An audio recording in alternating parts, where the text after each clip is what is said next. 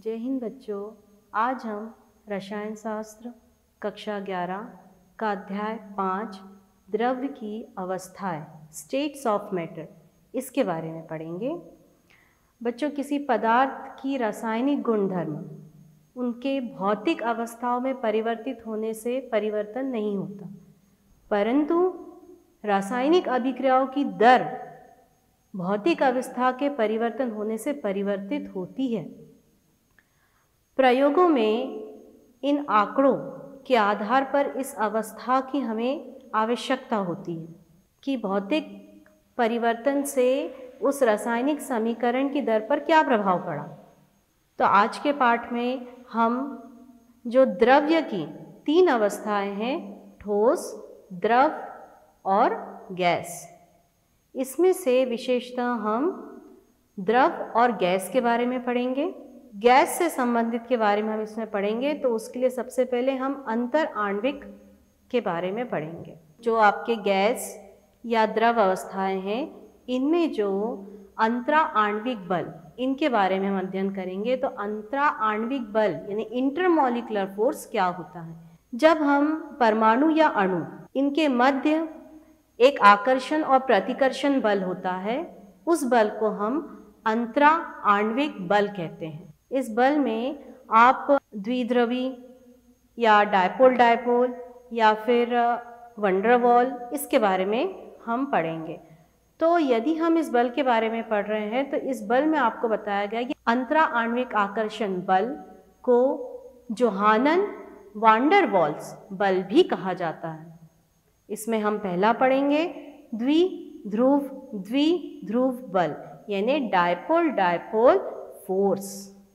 इसमें क्या होता है कि डायपोल डायपोल इंटरेक्शन में हम ऐसे अणुओं को लेते हैं जिनमें कि एक अधिक ऋणात्मक हो और दूसरा कम ऋणात्मक हो। तो जो अधिक ऋणात्मक होगा उस पर ऋण आवेश आएगा और जो कम ऋणात्मक होगा उस पर धन आवेश आएगा। जैसे कि हम इसमें हाइड्रोजन क्लोराइड का उदाहरण लेते हैं।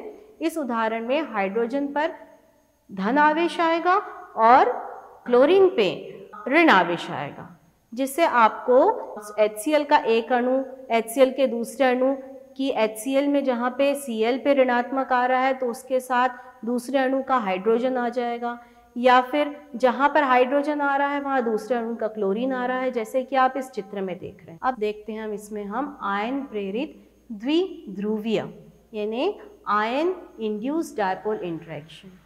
आयन इंड्यूस्ड डायपोल इंटरेक्शन में हम ऐसे आयन या अध्रुवीय अणुओं के मध्य आकर्षण स्थापित करते हैं, जैसे कि मान लीजिए एक नाइट्रेट आयन और आयोडीन मॉलिक्यूल।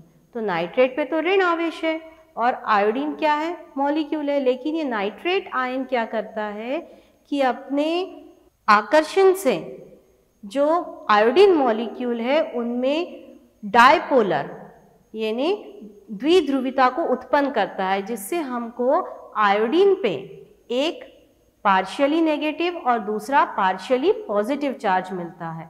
यानी इससे हम कह सकते हैं कि ऐसी स्थिति में आयन अध्रुवीय अणुओं को ध्रुवीय में प्रेरित कर देता है।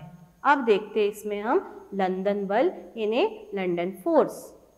इस चित्र में आप देख रहे हैं कि चित्र ए जो है वो अध्रुवीय है, परंतु इलेक्ट्रॉन की स्थितियां जो है वो निश्चित नहीं होती, वो तो घूमती रहती है। इसलिए यह किसी विशेष क्षण में ही संभव होगा, चूँकि इलेक्ट्रॉन वितरण सममित नहीं होता और धन तथा ऋण आवेश के केंद्र आपस में नहीं मिलते, अतः परमाणु ए ताक्षणिक द्विध्रुवीय हो जाता है। अब क्या होता है, परमाणु पुनः पूर्णतः सम्मित हो जाते हैं, परंतु यह अपने निकटतम परमाणु, जैसा कि आप चित्र में देख रहे हैं बी, यह ध्रुवता प्रेरित करेगा, जिससे यह प्रेरित द्विध्रुवीय हो जाएगा। ऐसे दो परमाणु अन्योन क्रियाओं पर एक दूसरे की ओर आकर्षित होते हैं, जिसे लंदन बल कहते हैं। अब इसी में हम अगला देखते हैं हाइड्रोजन आबंधन।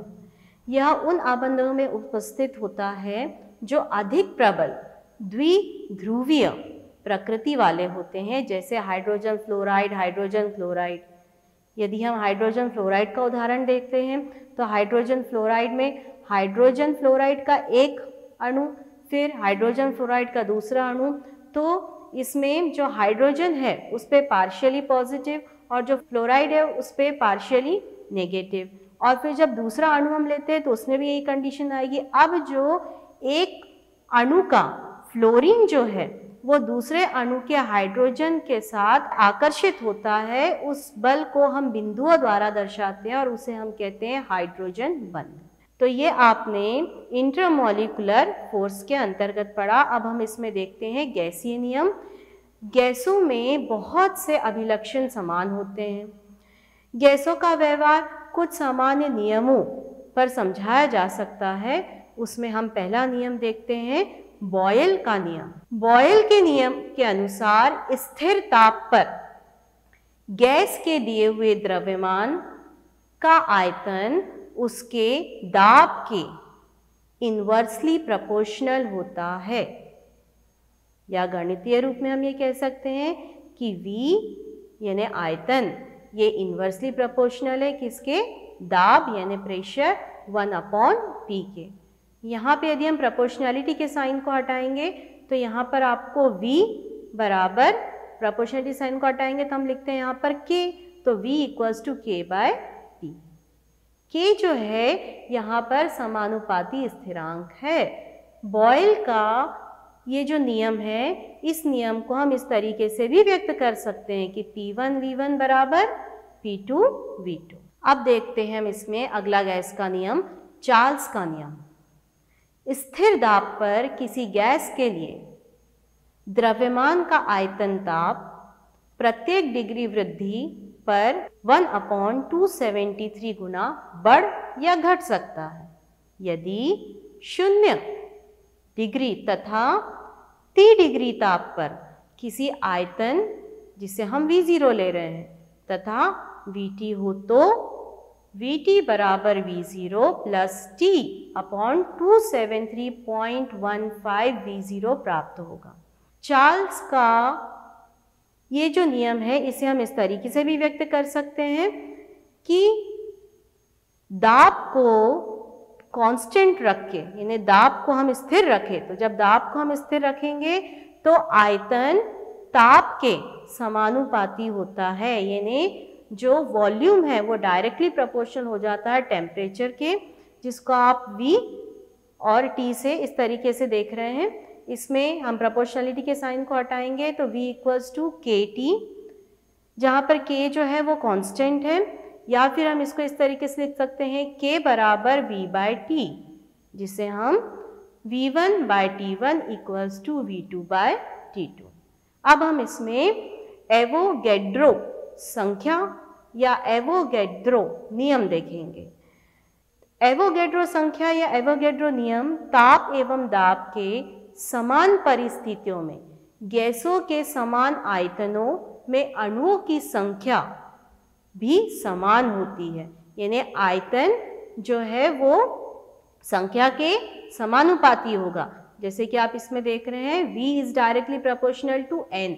N क्या है, गैसों के मोलों की संख्या, यानी V = Kn। यहाँ पे हमने प्रोपोर्शनलिटी के साइन को हटाया तो K यूज किया, K जो कांस्टेंट है। 1 मोल गैस में अणुओं की संख्या 6.023 × 10⁻23 होती है, जिसे एवोगैड्रो स्थिरांक कहा जाता है। अब हम आदर्श गैस समीकरण देखेंगे, आइडियल गैस इक्वेशन। आपने ये जो गैसीय नियम पढ़े हैं, बॉयल, चार्ल्स या एवोगैड्रो नियम, इन तीनों की सहायता से हम आइडियल गैस समीकरण प्राप्त करते हैं। तो सबसे पहले हम बॉयल का लेते हैं, तो बॉयल बराबर V = 1/P।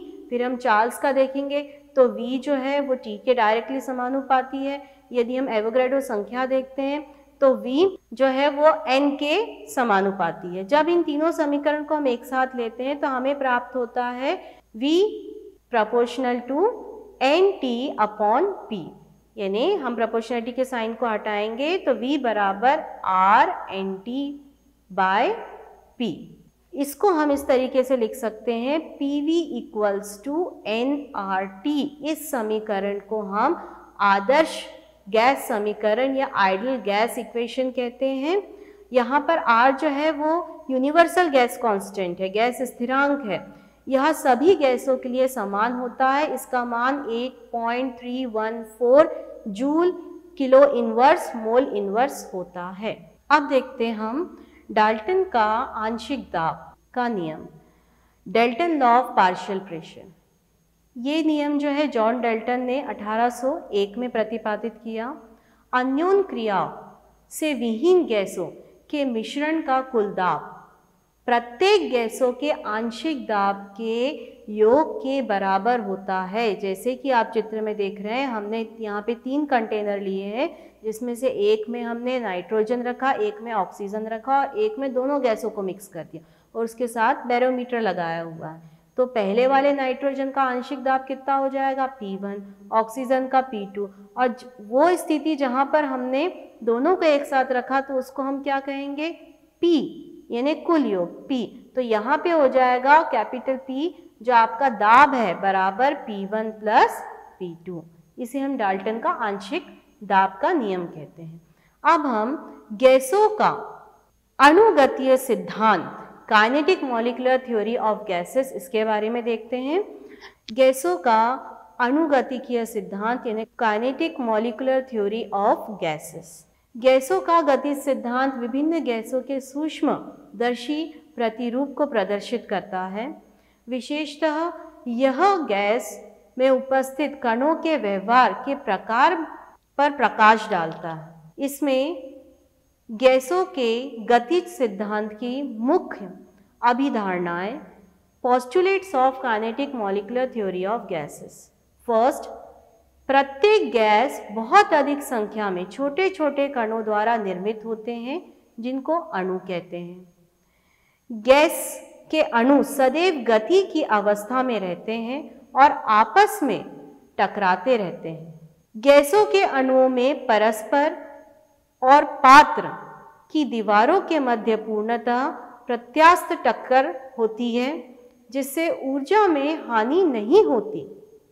गैसों के अणुओं के मध्य किसी भी प्रकार के आकर्षण तथा प्रतिकर्षण बल की उपस्थिति नहीं होती। पात्र की दीवारों पर लगातार टक्करों के कारण गैस द्वारा प्रति इकाई क्षेत्रफल पर दाब उत्पन्न होता है। ये गैसों के गतिज सिद्धांत थे जो आपने देखे। अब हम देखते हैं आदर्श व्यवहार में विचलन। आदर्श व्यवहार में विचलन के लिए हमें 2 तरह की जो गैसें हैं, एक तो आदर्श गैस और दूसरा है वास्तविक गैस। तो इसमें आदर्श गैस क्या है, जो आइडियल गैस समीकरण का पूर्ण रूप से पालन करती है, उसे हम आदर्श गैस कहते हैं। मतलब हर कंडीशन में, हर परिस्थितियों में दाब या ताप के वो आदर्श गैस की तरह व्यवहार करे, परंतु ऐसा नहीं है। हम कब कह सकते हैं कि ये गैस आदर्श है, जब उसमें दाब कम हो और ताप अधिक हो। उस स्थिति में गैस आदर्श गैस की तरह व्यवहार करती है। वे गैसें जो ताप एवं दाब की सभी परिस्थितियों में आदर्श गैस के व्यवहार को प्रदर्शित नहीं करती या नहीं दर्शाता है, वास्तविक गैस कहलाती है। आइए अब देखते हैं आदर्श गैस और वास्तविक गैस में अंतर। आदर्श गैस समीकरण का पालन करती है। वास्तविक गैस आदर्श गैस समीकरण का पालन नहीं करती है।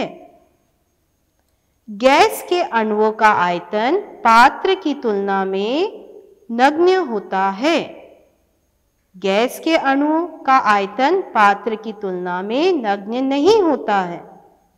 गैस के अणुओं में परस्पर आकर्षण नहीं होता है, अणुओं के मध्य आकर्षण होता है। किसी आदर्श गैस का अस्तित्व नहीं है। सभी गैस वास्तविक गैस है तथा वे आदर्श गैसों के व्यवहार से कभी धनात्मक तथा कभी ऋणात्मक विचलन दर्शाती है। आदर्श गैसों के लिए संपीडितता गुणांक का मान 1 होता है। वास्तविक गैसों के लिए संपीडितता गुणांक का मान 1 नहीं होता है। इसी में हम जो आदर्श गैस का व्यवहार, उसमें विचलन में हम यदि हम यहाँ पे दाब को देखते हैं तो आप जैसे कि यहाँ पे ग्राफ में देख रहे हैं, इसमें मैंने दाब और आयतन इन दोनों के बीच में ग्राफ प्लॉट किया हुआ है। जैसा कि आप इस ग्राफ में देख रहे हैं कि इसमें दो तरह की गैसें हैं, एक तो आदर्श गैस और दूसरी वास्तविक गैस। अत्यधिक दाब के अधीन वास्तविक गैस का आयतन आदर्श गैस के आयतन से अधिक होता है और कम दाब पर ये दोनों आयतन लगभग समपाती होते हैं।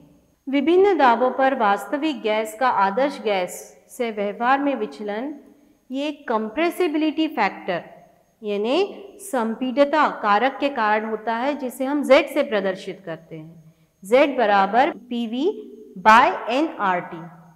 यहाँ पर यदि हम आदर्श गैस के लिए Z बराबर 1 करते हैं तो PV बराबर nRT, और यदि वास्तविक गैस के लिए हम Z जो कि 1 के बराबर नहीं है -1, ये -1 को प्रदर्शित कर रहा है, तो यहाँ पर Z का मान यदि 1 से कम है तो वो ऋणात्मक विचलन कहलाएगा, और यदि Z का मान 1 से अधिक है तो वो धनात्मक विचलन कहलाएगा। आइए अब देखते हैं वैन डर वाल्स समीकरण। वैन डर वाल्स समीकरण आयतन और दाब में संशोधन के द्वारा प्राप्त किया जा सकता है। तो सबसे पहले इसमें हम आयतन संशोधन देखेंगे। उच्च दाब पर गैस के अणुओं के स्वयं का आयतन गैस की आयतन की तुलना में नगण्य नहीं होता है, अतः गैस का वास्तविक आयतन V' होगा, जबकि B गैस के अणु का स्वयं आयतन है। अब हम दाब संशोधन देखेंगे। उच्च दाब अथवा निम्न ताप पर गैस का आयतन बहुत कम हो जाता है और अणु एक दूसरे के निकट होते हैं। इस अवस्था में अणुओं के मध्य पारस्परिक आकर्षण बल यानी A/V² बढ़ जाता है। तो गैस का वास्तविक दाब बराबर प्रेक्षित दाब प्लस दाब संशोधन, यानी प्रेक्षित दाब को आप P से व्यक्त कर रहे हैं और दाब संशोधन A/V²। तो आदर्श गैस समीकरण में दोनों संशोधन करने पर आदर्श गैस समीकरण क्या है? PV बराबर nRT। तो आपने जो P में संशोधन किया है और जो V में संशोधन किया उसका मान रखने पर P plus A/V², V minus B equals to RT। यदि हम n मोलों के लिए गैस के लिए देखें तो P plus AN²/V², V minus NB equals to nRT। यह वैन डर वाल्स समीकरण कहलाती है। अब हम देखते हैं इसमें द्रव अवस्थाएं। द्रव अवस्थाओं में जो अंतरा आणविक अणु होते हैं वो बहुत अधिक होते हैं, प्रबल होते हैं।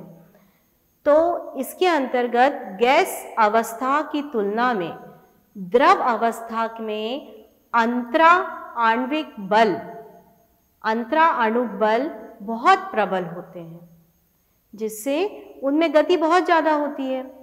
तो इसमें हम कुछ गुणों को देखेंगे। सबसे पहले हम इसमें वाष्प दाब देखेंगे। तो वाष्प दाब में किसी दिए हुए ताप पर द्रव के साम्य में स्थित द्रव की वाष्पों द्वारा लगाया गया दाब वाष्प दाब होता है। यह मुख्यतः दो कारकों पर निर्भर करता है।